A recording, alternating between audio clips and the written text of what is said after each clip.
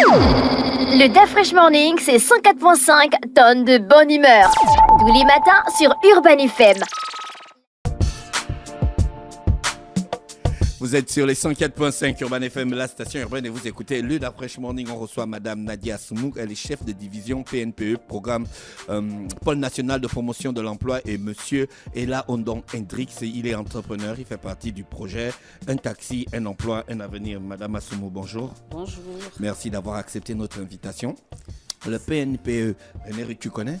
Oui, je connais le PNPE avec le programme Un taxi, un emploi, un avenir qui vise à donner aux Gabonais ayant au moins le baccalauréat selon leurs critères et un permis de conduire de 3 ans l'accès à de nouveaux véhicules choisis pour faciliter l'entretien et surtout la disponibilité des pièces détachées correspondant aux besoins de l'infrastructure routière gabonaise.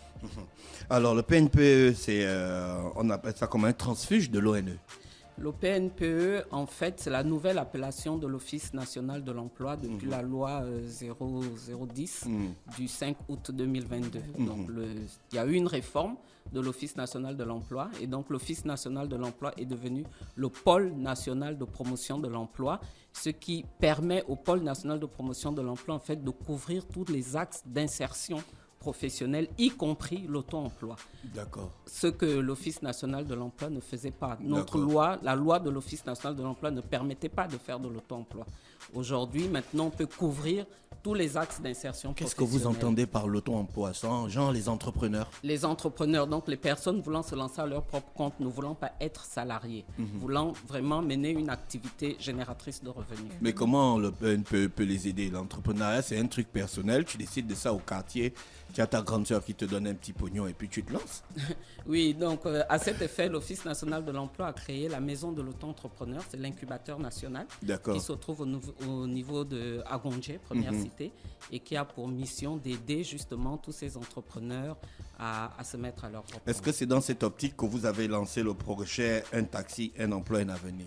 Effectivement, nous nous sommes dit, en regardant le marché de l'emploi, en regardant un peu cette activité de plus près, nous nous sommes dit que c'était une niche d'emploi et que cette activité pouvait permettre à des Gabonais voulant exercer dans ce métier d'être à leur propre compte, de s'autonomiser et de pouvoir se prendre en charge. C'est pourquoi nous avons monté ce projet au bénéfice des compatriotes qui voulaient exercer le métier de chauffeur de taxi. Comment vous l'avez élaboré concrètement, ce projet? Alors, nous ne sommes pas allés de zéro. Nous nous sommes renseignés auprès déjà des professionnels, des personnes qui font ce métier pour savoir comment ça se faisait et comment nous, on pourrait le faire.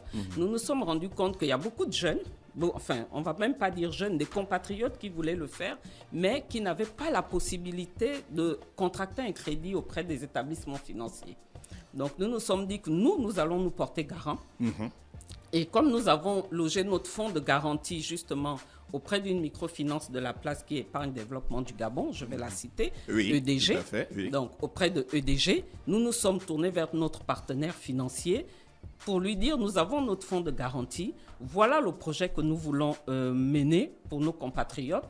Est-ce que nous pouvons souscrire un crédit auprès de vous? EDG nous a dit il n'y a pas de problème, mais l'activité de transport, c'est une activité quand même difficile. Et puis, si les véhicules disparaissent, si les véhicules tombent en panne, comment on va faire? Une activité qui comporte beaucoup de risques. Beaucoup de risques. Donc, il faut un suivi régulier et permanent. Et il faut que l'on s'assure que les personnes que l'on va mettre au volant de ces véhicules soient les personnes qui conduisent réellement les véhicules et pas des personnes qui viennent se constituer en homme d'affaires, ils sont à la maison et puis quelqu'un d'autre conduit le véhicule, va le casser, va faire ci, va faire ça. Donc nous avons souscrit un crédit de 106 millions auprès de EDG pour 10 véhicules pour la première cohorte. Les véhicules à Toyota nous ont coûté à cette époque-là 8 500 000 à peu près, mais un véhicule à usage de taxi, il faut certaines conditions pour le mettre en circulation. Mais là, on va un peu trop dans le côté technique. Moi, je veux qu'on reste dans le concept. Le concept est social à la base. Le concept Parce est que social. là, quand vous décrivez, là, on va finir dans des bénéfices. Non, le concept les est résultats, social, les mais rentes. on ne peut pas aller dans le social sans vous dire comment ça s'articule techniquement. Oui. Voilà. Donc, ce véhicule qu'on prend à Toyota, on le prend Toyota Starlet, un véhicule blanc. Il faut le mettre aux couleurs de taxi. Ça a un coût. Il faut mettre une assurance. Ça a un coût. Il faut payer les frais municipaux. Il faut payer la patente. Tout ça, c'est un coût que l'ONE, que le Pôle national de promotion de l'emploi, excusez-moi, ça va venir, a pris en compte. Et donc, la voiture, la voiture, à la fin, elle nous est revenue à près de 10 600 000. D'accord. Donc, on a pris un crédit pour 10 véhicules de 106 millions. Donc, maintenant, nous avons sélectionné les prestataires, les chauffeurs de taxi, pour dire vulgairement, les partenaires, les bénéficiaires. Voilà, nous les avons sélectionnés par des tests parce que il nous fallait quand même des personnes assez aguerries. Nous avons, je sais que vous savez que nous avons choisi un profil de diplômés parce qu'on avait toute une vision derrière. Et donc, on voulait que ces personnes comprennent bien notre vision. Ce qu'il faut dire, c'est que le taxi, l'activité, la recette qui est reversée à l'ONE, au Pôle national de promotion de l'emploi, ne rapporte rien au Pôle national de promotion de l'emploi. C'est une recette où, à l'intérieur, vous avez la ligne crédit et vous avez toutes les charges. Qu'est-ce que vous appelez la ligne crédit? Nous avons pris un crédit de 106 millions pour 10 véhicules.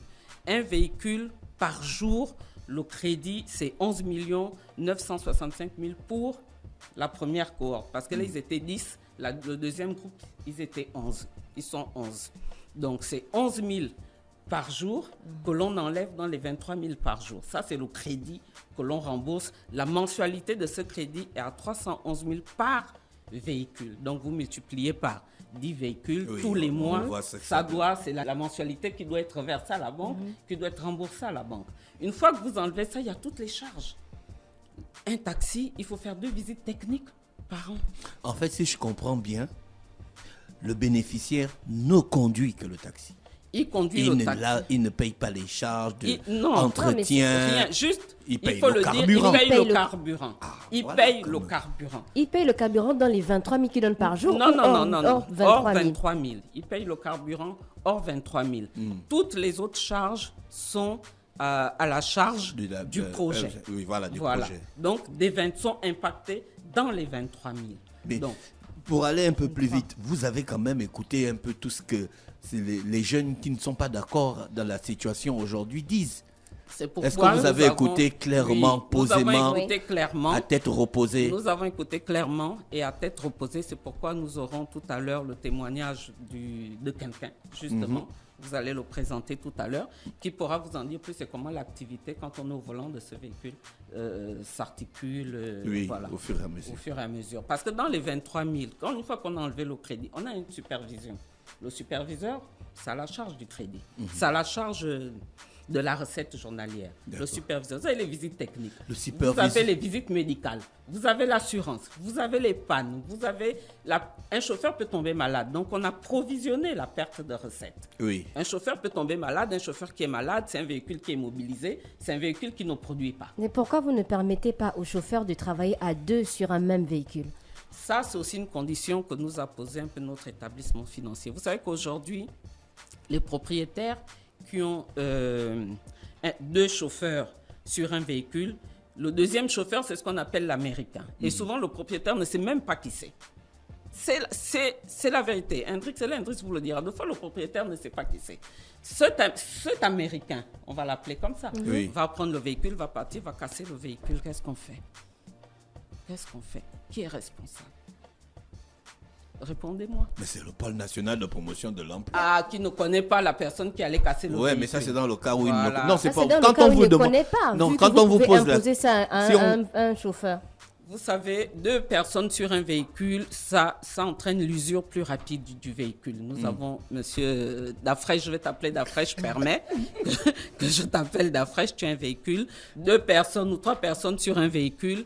En plus, c'est un véhicule à usage de transport, taxi. Au bout d'1 mois, 6 mois, l'état du véhicule, merci. Vous avez parlé des charges tout à l'heure, vous avez mentionné l'assurance et autres, mais vous n'avez pas parlé, par exemple, du salaire du superviseur. Est-ce que c'est compris dans Je vous ai parlé de la supervision et c'est ça le salaire du superviseur, c'est compris dans les 3 000. Dans les 3 000. Dans les 23 000, excusez-moi. C'est compris dans les 23 000 que l'on reçoit journalièrement. Le salaire du superviseur est compris dans les 23 000. Le superviseur, c'est une personne que l'on a aussi recrutée parce qu'au niveau du pôle national de promotion de l'emploi, les agents du pôle national de promotion de l'emploi n'avaient peut-être pas le temps matériel. Oui. Moi, je suis chef de projet de ce projet. Mais en dehors, j'ai mon poste de chef de division emploi jeune. Donc, on a pris quelqu'un qui pouvait être là tous les jours, à tout moment. Vous avez des fois les chauffeurs de taxi l'appellent à 21h, 22h. Vous êtes chef de projet, donc c'est vous que la femme dit dans la vidéo là que vous avez repris les clés de la voiture sans état d'âme. Elle est partie toute triste après avoir travaillé plus de 9 mois. Cette femme a été sur la partie test psychométrique, elle a été la meilleure. Oui, alors elle l'a dit dans la vidéo. Elle a été la meilleure. Non, je confirme et je vous dis la vérité, elle a été la meilleure. Elle a éprouvé des difficultés, c'est vrai. Dans le contrat, on dit au bout de 3 versements partiels, on retire le véhicule. Cette femme, on l'a gardée plus de 7 mois avec ses versements en dents de scie. Ses versements en dents de scie, ses versements en dents de scie. Elle fait un déplacement tout un week-end. Elle va dans une autre localité du pays, c'est son droit. Elle a le droit de se déplacer, mais elle ne prévient pas son superviseur. Elle ne dit rien. Et le superviseur voit le véhicule qui tourne, parce que les véhicules sont géolocalisés. Ce qu'il faut dire, c'est que dans les 23 000, il y a aussi la géolocalisation que l'on paye. Donc, les véhicules sont géolocalisés. À 23h, le superviseur voit que le véhicule tourne dans Libreville, alors qu'il doit être garé depuis 22h30. On appelle, elle ne répond pas. On appelle, elle nous dit, elle est à Port-Gentil. Mais qui conduit le véhicule? Le contrat ne le permet pas. Dans le contrat, c'est bien mentionné en article 11 que le véhicule ne peut pas être cédé. Le véhicule est cédé. Quand elle revient, on lui dit, avec tous les versements partiels que vous avez, on a essayé de tirer, de soutenir. L'activité était difficile pour elle, elle le dit, et c'est la vérité. Moi, je suis une femme, c'est une activité que je ne ferai pas. Mais elle l'a fait en connaissance de cause. Donc, quand on a retiré le véhicule, on n'a pas retiré le véhicule comme ça, manu militari. Elle a été interpellée plusieurs fois, déjà face à ces versements partiels. Elle a été interpellée plusieurs fois. Mais le comportement n'a pas changé. Elle se permet de donner le véhicule, or c'est interdit. Elle aurait pu. Nous sommes des êtres humains. Est-ce qu'on ne peut pas demander, j'ai tel problème, est-ce qu'on vous répond? Mais unilatéralement, elle enfreint le contrat. Donc, quand on lui enlève le véhicule, elle dit qu'on lui a enlevé ça sans émotion. Je suis désolée, mais non. Mais là, par exemple, c'est la même chose que les bénéficiaires demandent actuellement, par exemple, d'enlever la géolocalisation, qui est un coût vraiment qu'ils n'arrivent pas peut-être à supporter. On va enlever la géolocalisation et puis après, on se retrouve avec un véhicule qui a moulant de voilà. On va le chercher comment? On va le retrouver où? On ne peut pas enlever la géolocalisation. En plus, c'est une condition de notre partenaire financier pour avoir le crédit. Maintenant, si tu pars avec la voiture à Totsanzala. Ah, frère, je fais Totsanzala. On a monsieur là, Hendrix, qui est entrepreneur. Bonjour. Bonjour Dafresh. Hendrix, c'est toi qu'on appelle Taxi Choco. Exact. D'accord. Moi. Tu fais partie du projet Un taxi, un emploi, un avenir. Tu es rentré dedans, tu as candidaté. Yep. C'était une candidature en fait. Oui. C'était quoi les critères? Alors, si vous me permettez d'abord, je voudrais saluer l'initiative des bénéficiaires de ce projet à pouvoir communiquer sur le projet. Parce qu'il y a longtemps que les gens ont entendu parler de ce projet. Pour certains, tout simplement, ils auraient pu penser que le projet était mort. Oui. Et donc, ça nous fait une bonne communication, d'accord? Toutefois, elle est orientée notamment à d'autres fins. Oui. Alors, pour restituer les choses dans son contexte, si je viens aujourd'hui en tant que bénéficiaire, suite à la sortie des autres promoteurs, c'est d'abord pour faire un témoignage. Voyez-vous, le dictionnaire Robert définit le témoignage comme étant une déclaration de ce qu'on en a vécu, de ce qu'on en a vu, et également de ce que l'on a entendu. D'accord? À quelle fin? Tout simplement pour dénoncer ou dire la vérité. Ça, c'est important. Encore que c'est aléatoire. Voilà, la vérité. Ça peut plus être aléatoire sur les faits, d'accord? On va rester que sur les faits. Ce projet, il est passé à la télévision. Les Gabonais l'ont, le public, les gens l'ont vu, D'accord? L'offre est passée à Facebook, l'offre est passée à TV+, enfin dans les médias. D'accord? Donc, seuls ceux qui ont décidé de ne pas suivre la télé, de ne pas suivre les informations, sont passés à côté de l'information. D'accord? Moi, j'ai capté l'information, je l'ai saisie. D'accord? C'était une opportunité. Il faut rappeler la condition ou les conditions dans lesquelles tous, en tant que promoteurs, étaient. Pour certains, nous étions au chômage. Pour d'autres, d'accord, il était question d'une reconversion professionnelle. Chômage alors qu'il y a l'interview du directeur, du directeur général du PNPE qui dit qu'il voulait se baser sur des gens qui avaient déjà une expérience dans le domaine du taxi. Donc en fait, Monsieur Hans Landry qui l'a dit, l'interview est disponible sur la page Facebook de Médias. Certains, mais de pas Médias tous. 241. Voilà. Alors, il faut dire ceci. Ce n'est pas parce que nous sommes au chômage que nous ne sommes pas en activité. Nous pouvons être au chômage, mais être en activité. D'accord, chacun a sa petite bricole, Voilà, cas. c'est ça. Et c'était le cas pour beaucoup d'entre nous. Vous étiez dans quelle situation quand vous avez bénéficié de ce projet? J'étais au chômage. D'accord. Au chômage. Depuis combien de temps? Depuis déjà quand même plus d'1 an. Et vous avez quand même un petit travail à côté? Je faisais aussi le clando. Okay. Je faisais aussi le transport terrestre urbain. Oui. Mais je ne le faisais pas avec mon véhicule. Alors voilà l'intérêt du projet. D'accord? C'est-à-dire que moi, j'ai travaillé avec des véhicules qui ne m'appartenaient pas. Maintenant, là, le projet arrive et me permet d'avoir un véhicule sans dépenser un rond. D'accord. Vous voyez un peu? Et puis, je deviens le propriétaire de ce véhicule sous condition. Vous ne l'êtes pas encore. Sous condition. Voilà. J'ai dit bien sous condition. Mais les conditions m'ont été présentées. Le contrat m'a été présenté. Il m'a été expliqué. J'ai eu le temps de le lire. Vous avez eu le temps de lire au Florentine de 10h à 23h, le jour de la réunion. Le contrat ne nous a pas été présenté au Florentine. Le contrat nous a été présenté après que nous ayons réussi les tests psychométriques. Vous avez combien de temps pour parcourir le contrat? Le contrat? Oui. Combien de temps? Oui. Vous avez amené le contrat à la maison, vous l'avez lu? Alors, à tête reposée? Alors, je vais vous dire. Nous étions Dites-nous, on est là pour ça. Nous étions à la MAE, à la maison de l'auto-entrepreneur. Nous avons eu quasiment toute une journée à la MAE, où nous avons reçu des bénéficiaires d'autres projets de transport liés à l'ONE, par l'époque. Au PNPE. Au PNPE, d'accord? À l'époque. Et là, il y a eu 3 interventions de 3 bénéficiaires de projets. À ce moment précis, ils nous ont expliqué comment ça a été bien porté. D'accord? Et puis, avant, le DG lui-même de PNPE est venu nous expliquer le projet de nouveau.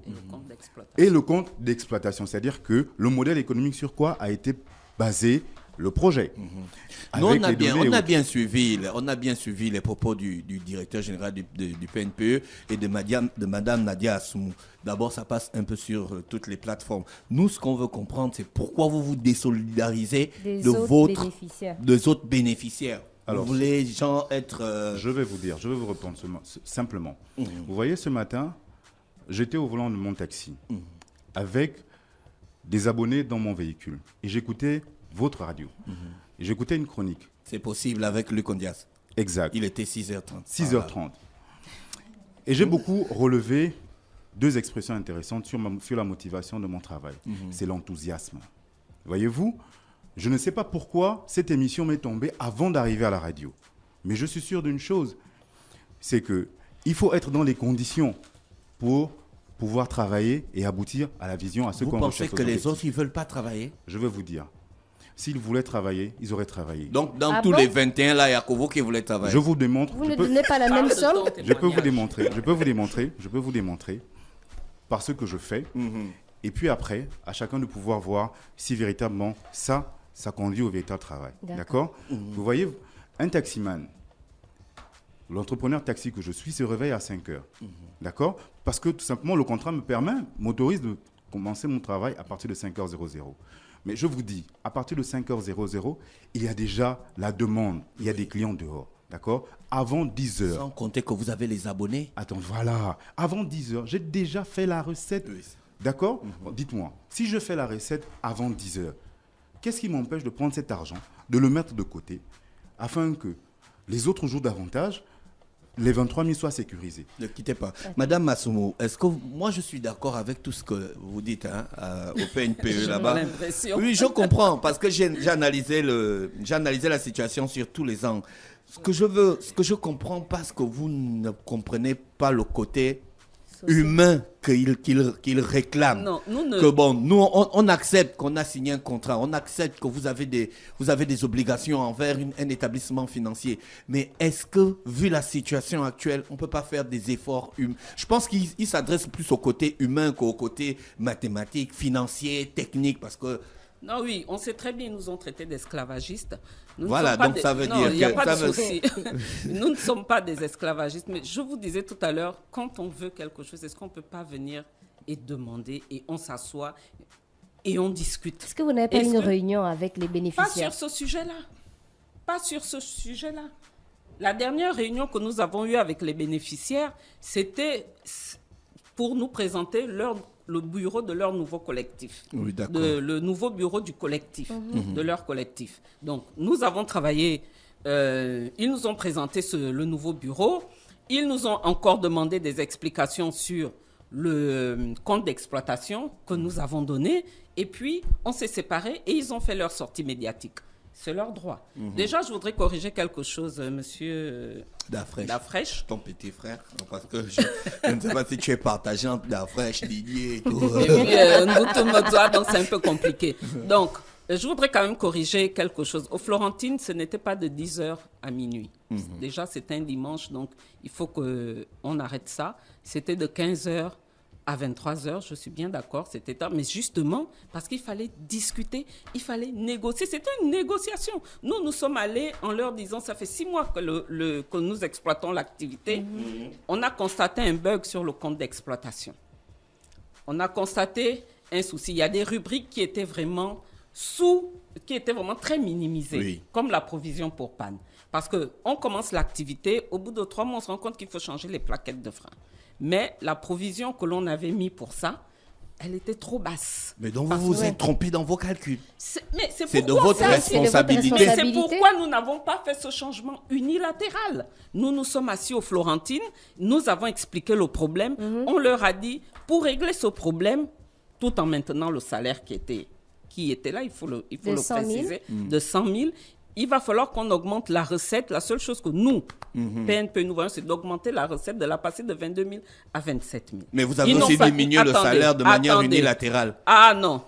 Ils avaient le choix, en fait. Non. Écoutez-moi, s'il vous plaît, oui, on vous permettez. Écoute, madame. Écoutez-moi. Donc, nous leur avons posé notre préoccupation. À un moment, ils sont sortis de la salle pour aller discuter entre eux. Et quand ils reviennent, ils nous disent que ce qu'ils veulent dorénavant, c'est ils sont prêts à faire passer la recette à 23 000, pas à 27 000, à 23 000, en enlevant le salaire et en leur octroyant le dimanche pour qu'ils puissent faire leur salaire. Oui. Et la troisième chose qu'ils ont demandé, c'est de passer de l'heure de parquage qui était à ce moment-là à 21h à 22h30. C'est venu d'eux, c'est consigné sur PV. Donc aujourd'hui, quand on dit que c'est le PNPE qui a unilatéralement enlevé le salaire, je dis non, excusez-moi, ce n'est pas ce qui s'est passé. Ce n'est pas ce qui s'est passé. Est-ce que vous n'avez pas décidé, le PNPE, de changer les règles parce que le coût du superviseur, sinon la supervision n'était pas prévue au départ? La supervision n'était pas prévue au départ. C'est pourquoi nous nous sommes dit, si on ajoute la supervision, il faut forcément qu'on augmente la recette journalière. Vous modifiez le contrat au fur et à mesure. On ne modifie pas le contrat. On pose ça, on leur explique, on leur dit voilà ce qui se passe.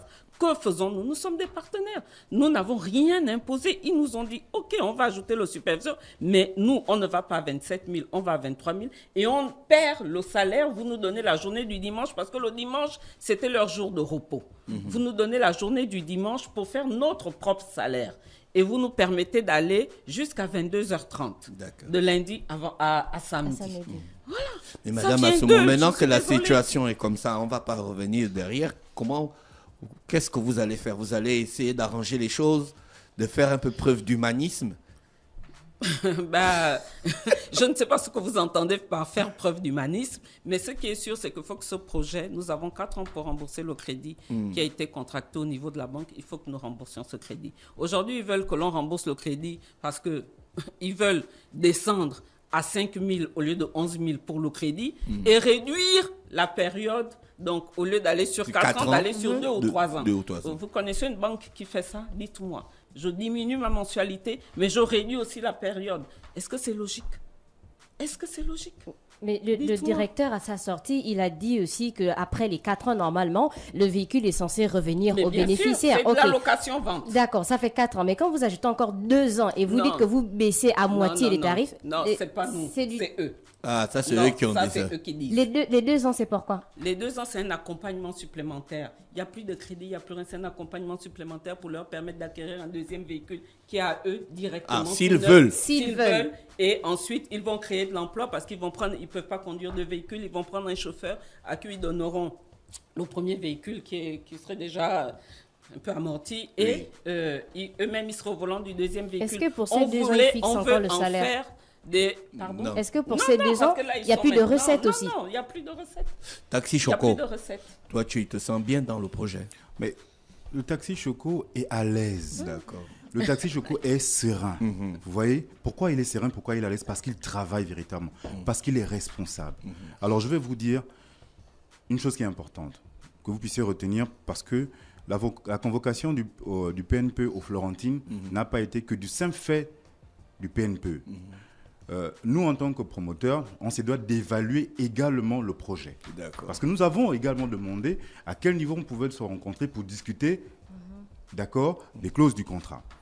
Mais avant cela, la notion la plus importante, c'est la responsabilité contractuelle. Voyez-vous, tout au début de ce projet, nous avons pu observer le comportement de certains promoteurs qui ont mis en péril le projet. De quelle manière? Nous avons la provision pour perte de recettes et également pour panne. Vous comprenez? Ça veut dire qu'il faut que l'on verse cet argent, cette recette. Si on ne verse pas cette recette, cet argent, ça crée des trous. Ça fait combien de temps que tu es dans le projet? Depuis que Depuis le début. Est-ce que tu es régulier dans tes versements? Il a dit à 10 heures, il fait déjà. Je vais même vous dire. Je réponds rapidement. La recette doit être versée le dimanche. D'Afresh. Mais dimanche, la banque ne fonctionne pas. Écoutez, je vais vous répondre. La banque ouvre le dimanche du côté de Montbouette. D'accord? Il y a une agence. C'est une microfinance. Ah, d'accord. Je vais vous dire. Et je ne suis pas le seul. C'est pour ça que je disais, il faut que les gens viennent parler la vérité. Je ne suis pas le seul à verser avant le dimanche. Je peux verser même le lundi. J'ai des preuves à l'appui. Je verse même le lundi, en début de semaine. Même avant le dimanche, j'ai déjà fait ma recette.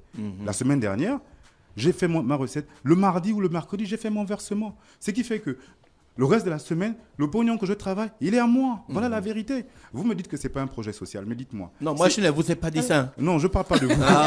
Donc, certains bénéficiaires disent que ce n'est pas un projet social. Mais dites-moi un peu. Qui est au chômage, à qui on a donné une clé comme ça, sans apport? Un véhicule quasi neuf, maison mère, dans le sachet climatisé. Dites-moi un peu. Sans apport.